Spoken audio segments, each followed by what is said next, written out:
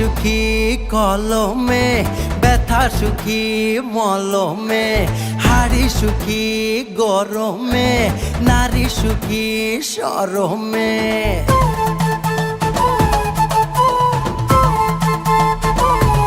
ও চোখ সুখী কাজলে, নদী সুখী অতলে, কথা সুখী শ্রবণে, পাল সুখী পবনে, ছাতা সুখী বর্ষাতে, শীত সুখী কাঁথাতে, শুই সুখী খোঁচাতে, শিশু সুখী মোয়াতে।